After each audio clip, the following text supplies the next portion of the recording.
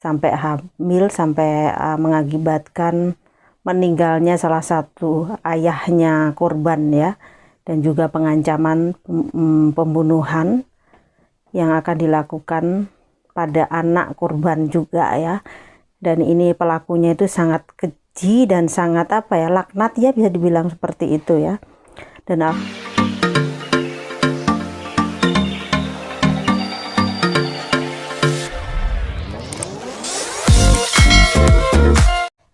Assalamualaikum warahmatullahi wabarakatuh. Dan ini adalah malam hari ya, jumpa lagi bersama saya Ica.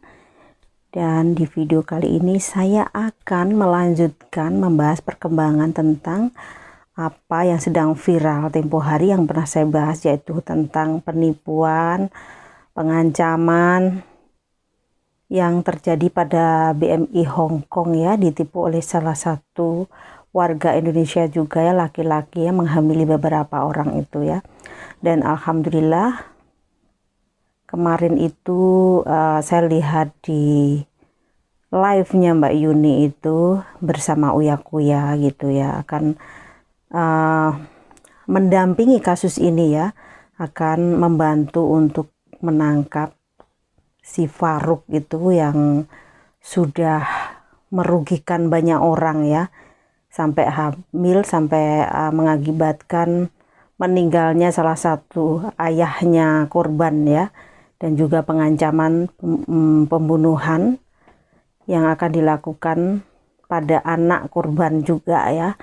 Dan ini pelakunya itu sangat keji dan sangat laknat ya, bisa dibilang seperti itu ya. Dan alhamdulillah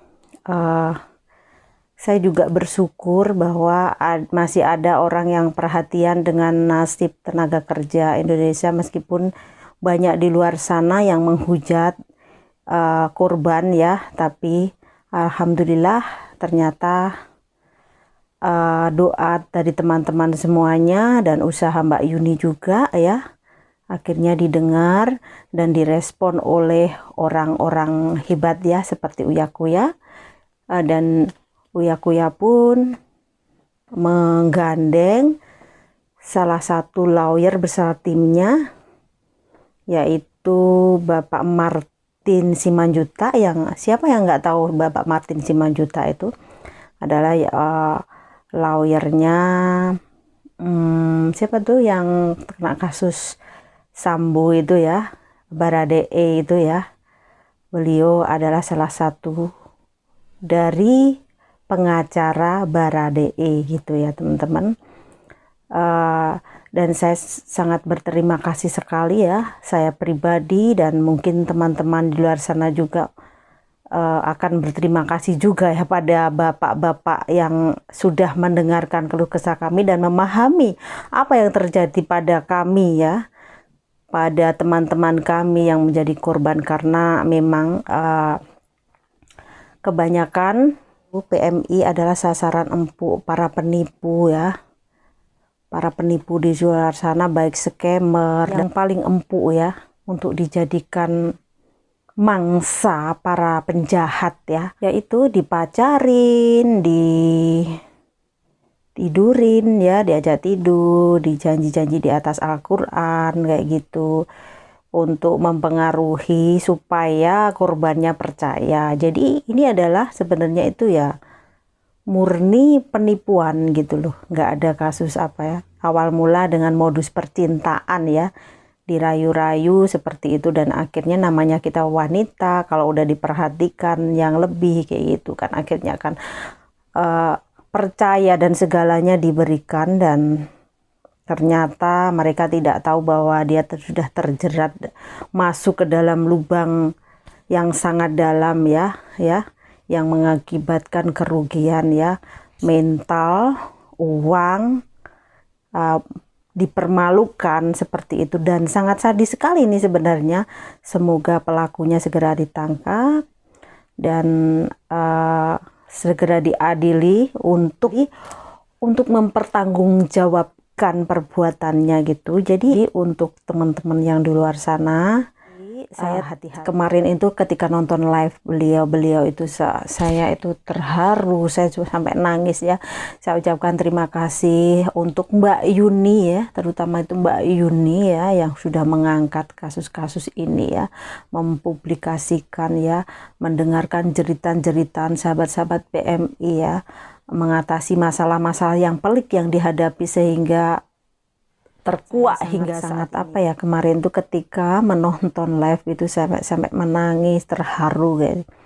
Saya ucapkan terima kasih untuk Mbak Yuni yang telah membeli wadah teman-teman untuk curhat, sehingga yang dulunya punya permasalahan itu bisa sharing sama Mbak Yuni, dan Mbak Yuni sangat mengayomi kayak gitu ya, sehingga banyak kasus-kasus yang tidak terungkap sebelumnya, hanya dipendam saja, bisa terungkap di permukaan hingga menjadi perhatian publik ya, karena ini adalah masalah yang sangat serius, karena hal seperti ini sudah terjadi beberapa tahun ya, sejak dulu itu sudah ada ya.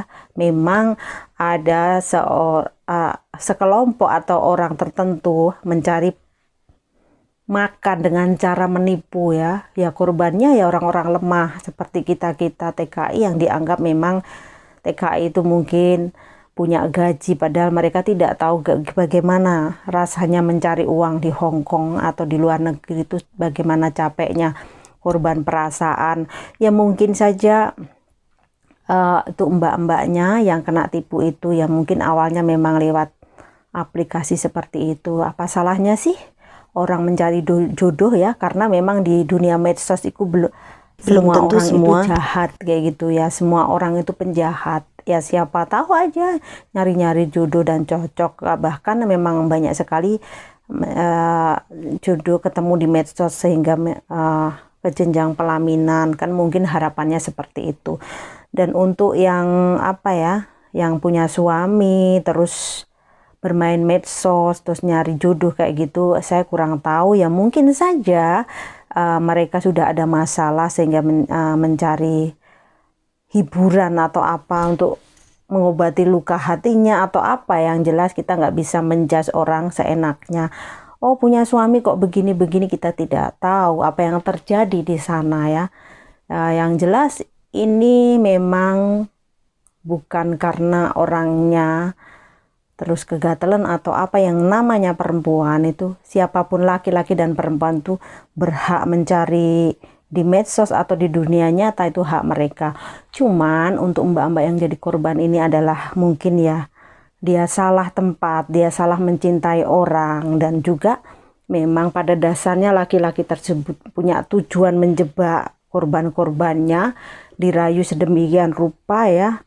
Mereka tahu kelemahan-kelemahan wanita seperti apa, sehingga itu dijadikan alat untuk memeras gitu ya.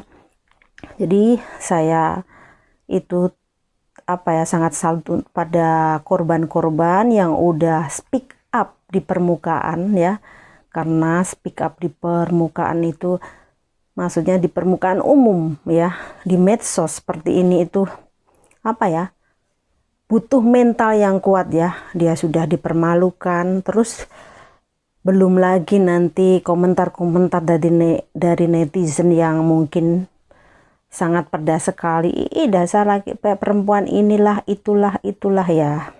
Jangan seperti itulah, karena mereka itu adalah korban, bukan kemauannya mereka ya. Memang awal mula memang percintaan ya, karena memang dirayu sama laki-lakinya, diyakinkan seperti itu. Siapa sih namanya perempuan itu kalau dibuat nyaman seperti itu, dia merasa oh ini laki-laki baik, tapi tidak tahunya adalah laki-laki predator ya, kita nggak tahu gitu loh. Jadi ya tolong kasih support mereka, jangan dihujat, karena apa ya, kita tidak tahu kedepannya seperti apa ya. Semoga aja yang menghujat itu tidak akan pernah terjadi ya.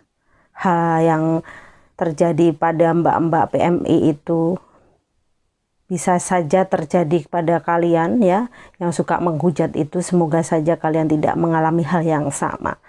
So selalu jaga lisan ya. kita sama-sama perempuan, seharusnya saling mendukung, bukan menghujat, merasa diri paling apa ya, paling baik ya, dan mengatakan bahwa harkat dan martabat wanita kita belum tentu ya ke depannya seperti apa. Siapa tahu saja Anda nanti terus jatuh cinta sama orang tanpa Anda sadari dia juga penjahat seperti itu. Coba bagaimana perasaan kalian kayak gitu ya. Ya semoga masalah ini cepat selesai dan semoga segera ditangkap ya, itu yang namanya si Faruk itu ya, itu sudah sangat keterlaluan dan semoga tidak terjadi lagi ya Faruk yang lain. Tapi sebenarnya itu banyak sekali sih Faruk kayak gitu, karena emang temanku juga pernah jadi korban ya, kira-kira ya 400 jutaan kayak gitu ya, cuman kan dia nggak mau diekspos. Saya punya foto-fotonya itu ya, orang Semarang itu ada, cuman kan dia nggak pengen diekspos, cuman di rahasia, mungkin jadi pengalaman pribadinya. Bahkan sempat temanku yang satunya itu diajak bisnis juga melalui temanku itu, diajak bisnis sesuatu, dan kemudian temanku satunya itu juga menawari aku. Untungnya aku tidak tertarik ya, dan beberapa bulan kemudian ngomong ke aku bahwa dia telah tertipu sekian puluh juta gitu ya, bisnis apa, dan itu ya kasusnya seperti Faruk ini ya, cuman mungkin korbannya saat ini temen aku, entah yang lainnya mungkin bisa jadi ada gitu loh. Jadi ya saya harap teman-teman di luar sana hati-hati ya, kalau misalkan kenal laki-laki di medsos yang belum kita ketahui karakternya benar-benar ya, kita kenali benar-benar. Kalaupun Anda dikenalkan orang tuanya, belum tentu. Sebelum kalian saling bertemu gitu, jangan mudah percaya gitu ya. Karena tidak semua orang baik dan tidak semua orang jahat. Jadi saya harap berhati-hati. Oke teman-teman, semoga dengan kasus dan kejadian seperti ini bisa jadikan pelajaran untuk teman-teman di luar sana ya, atau yang mau ke Hong Kong ya. Harus selalu hati-hati dan ingat tujuan Anda bekerja untuk membahagiakan keluarga, ingin menggapai impian ya yang belum tercapai ya.